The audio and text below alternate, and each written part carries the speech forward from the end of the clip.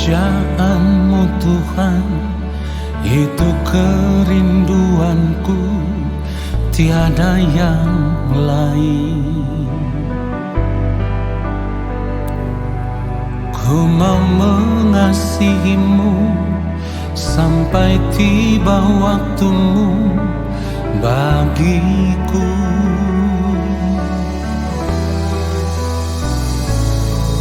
Menghormati-Mu Tuhan dengan segenap jiwaku selama ku hidup. Ku mau jadi anak-Mu yang taat dan setia selamanya. Ku mau seperti Yesus, ku mau seperti Yesus. Selama hidup hanya melakukan kehendak Bapa.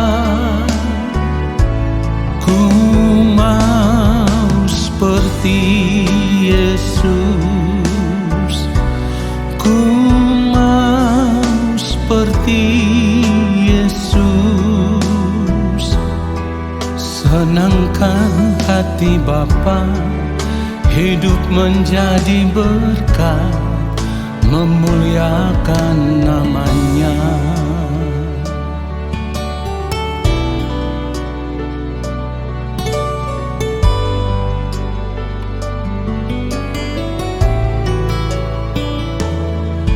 Menghormati-Mu Tuhan dengan segenap jiwaku selama ku hidup. Ku mau jadi anak-Mu yang taat dan setia selamanya. Ku mau seperti Yesus, ku mau seperti Yesus. Selama hidup hanya melakukan kehendak Bapa. Ku mau seperti Yesus, ku mau seperti Yesus. Senangkan hati Bapa, hidup menjadi berkat, memuliakan nama-Nya. Oh, ku mau seperti Yesus, ku mau seperti Yesus.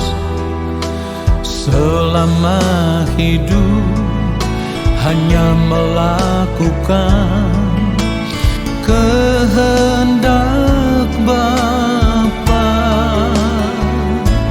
Ku mau seperti Yesus, ku mau seperti Yesus. Senangkan hati Bapa, hidup menjadi berkat, memuliakan nama-Nya.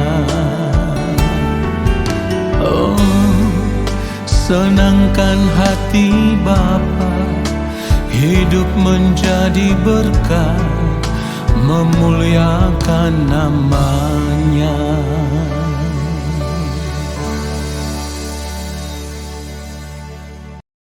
Baiklah, mari kita siapkan hati kita, mari kita berdoa.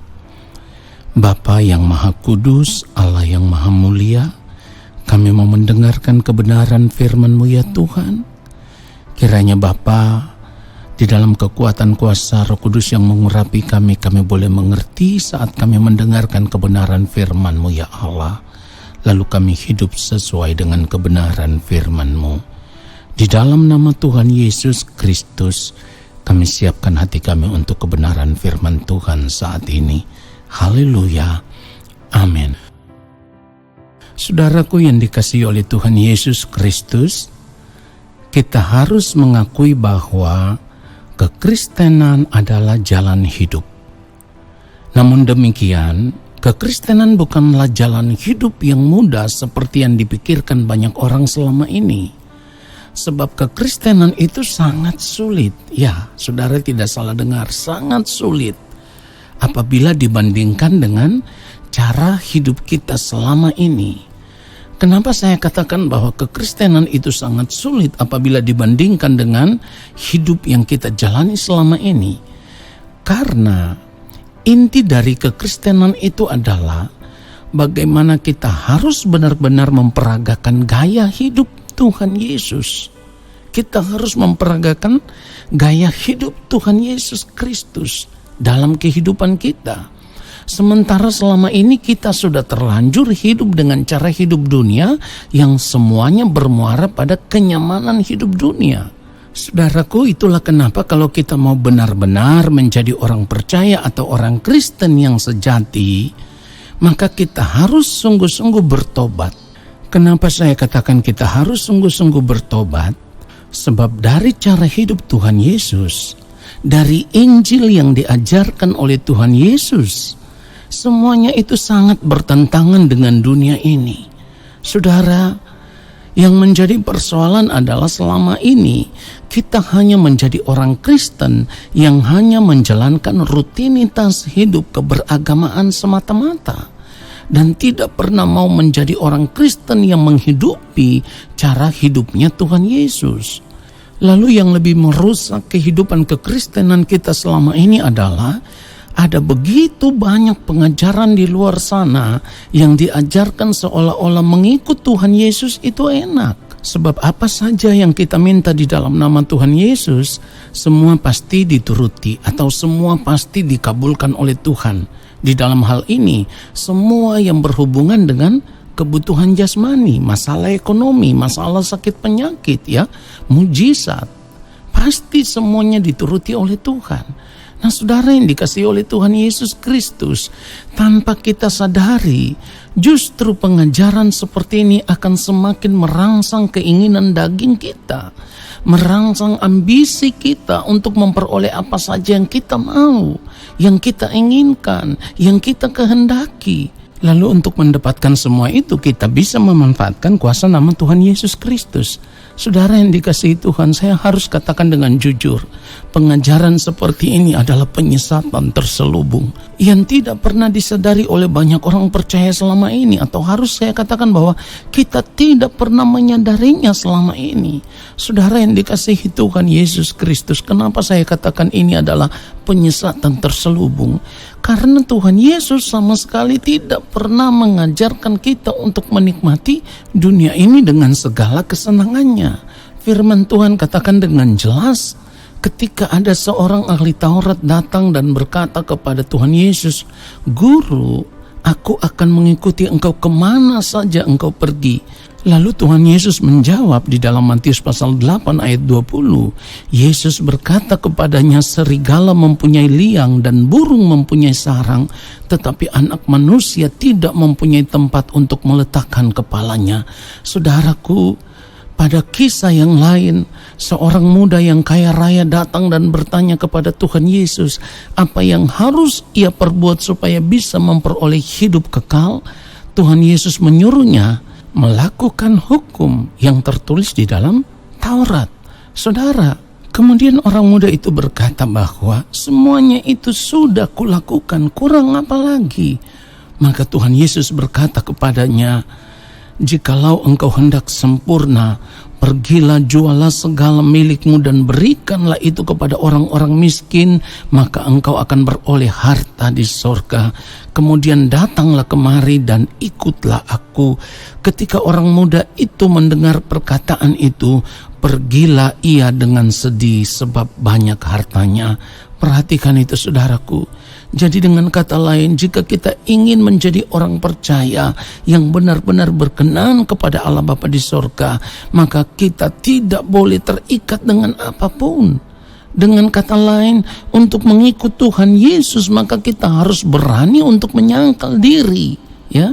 Berani menyangkal diri, harus berani untuk mematikan setiap keinginan diri, mematikan keinginan daging, harus berani untuk hidup dengan tidak menikmati apapun yang ada di dunia ini dengan segala kesenangannya. Inilah jalan hidup kekristenan yang sejati. Yohanes pasal 12 ayat 25, firman Tuhan katakan, barang siapa mencintai nyawanya, ia akan kehilangan nyawanya.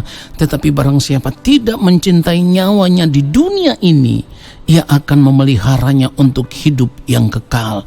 Saudara, nyawa berbicara tentang keinginan di mana di dalamnya terkandung pikiran, perasaan, dan kehendak. Jadi kalau kita masih mau hidup dikuasai oleh keinginan diri, maka dapat dipastikan kita tidak akan bisa hidup sama seperti Kristus telah hidup. Tetapi kalau kita mau hidup menyangkal diri dengan tidak menikmati apapun, maka kita sedang berjalan di rel yang tepat, yaitu menuju jalan hidup yang akan membawa kita untuk masuk di dalam kemuliaan yang kekal. Saudaraku, kiranya kebenaran firman Tuhan yang singkat ini semakin menyadarkan kita bahwa jalan hidup kekristenan yang sejati adalah ketika kita mau menghidupi cara hidup Tuhan Yesus, barulah kita bisa menikmati kemuliaan kekal di dalam kerajaan Allah Bapa di sorga. Tuhan Yesus memberkati kita semua. Mari kita berdoa saudaraku. Bapa, terima kasih untuk kebenaran firman-Mu. Kami menyadari jika kami tidak mengikuti jejak hidup yang mulia Tuhan Yesus Kristus, itu artinya kehidupan kekristenan yang kami jalani adalah kehidupan yang sia-sia.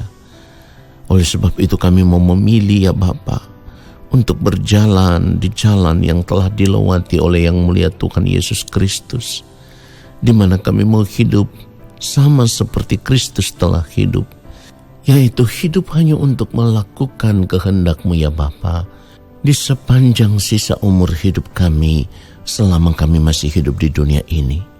Terima kasih Bapa, kami rindu ketika waktu Bapa tiba bagi kami, kehidupan kami ditemukan berkenan di hadapan Bapa. Di dalam nama Tuhan Yesus Kristus, kami sudah berdoa dan bersyukur untuk kebenaran firman Tuhan ini. Saat ini kami semua mau mengangkat tangan di hadapan Bapa di sorga. Kami percaya Allah Bapa di sorga akan menurunkan tangan dan memberkati kami semua. Turunlah atas kehidupan kami segala berkat kasih karunia daripada Allah Bapa di sorga. Rahmat cinta kasih yang berlimpah-limpah dari Gembala Agung yang mulia Tuhan Yesus Kristus, di dalam persekutuan yang manis dengan Roh Allah yang kudus, menyertai langkah hidup kami dan memberkati kami sekarang dan sampai selama-lamanya. Amin.